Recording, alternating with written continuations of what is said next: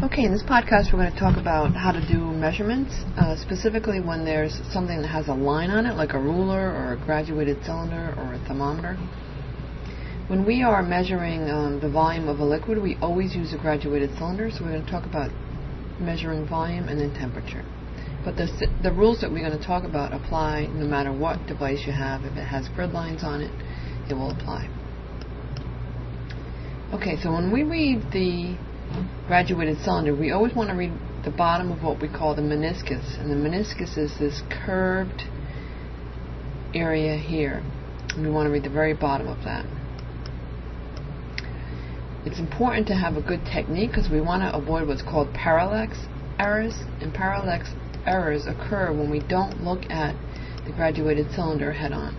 So if we look up at it, or we try to just bend our head and look from the side or look down on it, we're not going to see the same measurement as we would if we were to look directly on. So when I see you measuring volume, you always need to be down, looking straight at the meniscus. Alright, so these glass cylinders have etched lines. Excuse me. Sometimes there is a plastic bumper to prevent breakage if it falls. Alright, so we're going to read at the bottom of the meniscus, and what we want to read in terms of what we report as the volume is all of what's called the certain digits plus one uncertain digit. So what does certain and uncertain mean? So certain digits are those that that there's actually a grid line for. We call them the calibration marks. And the uncertain digit is the estimation of where that meniscus falls between the grid lines. So let's take a look at an example. So here we want to use the gradation. So we first have to orient ourselves. So this is the 50 line, this is the 60 line, this must be 55, and these each must be 1, right? So there are two unlabeled gradations, 50, 51, 52. So we know this meniscus is between 52 and 53. So the certain, we know for certain it's between 52 and 53, so it's 52 something. That's the certain piece. And then the uncertain piece is we have to then estimate between this line and this line how far it goes. Okay? And if we estimate between this line and this line, we're estimating at 0.8. Okay, so the reading we report is 52.8 milliliters. Now, if you do this and you get 52.6 or 52.9, not real worried about that. What I'm going to be looking for, though, is that you go to the correct number of places. And the correct number of places means I read until where I am certain, which is the smallest grid line I can see, and then I estimate between the grid lines one more place, the uncertain digit. Alright, so we want to estimate what we have here. What's the volume of the liquid in the cylinder?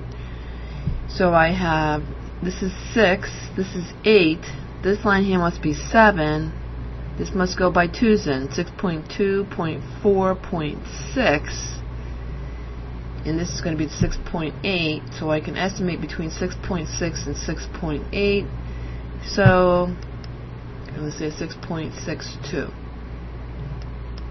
You try this one before you pause the video. Pause it. So again, we want to orient ourselves. 10, 15, this must be 11, 12. So we can 10, this would be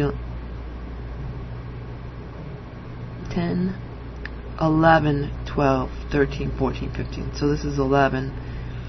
And we're going to estimate it's going to be 11.5. So try these before you watch what I do. Okay, so this is 50 again, 50, 60. So that's 51, 52, 53. So between 52 and 53. So I know that I'm certain it's at least 52, but less than 53. And I'm going to estimate 0.7, 7/10 of the way up. Try these again. Okay, so here I have 70, this is 80, this must be 75, so this is 76, and it looks just pretty close to that line. 76.0 is what we're going to estimate. You never leave the zeros off. You got to report it if it comes after a decimal place. Thermometer, we read it the same exact way. Alright, so we determine the temperature by reading the scale on the thermometer, also at eye level. And we read the temperature by using all certain digits and one uncertain digit. Certain digits are determined from the calibration marks, again the lines, the grid lines on the thermometer. Okay, and then we estimate one uncertain digit.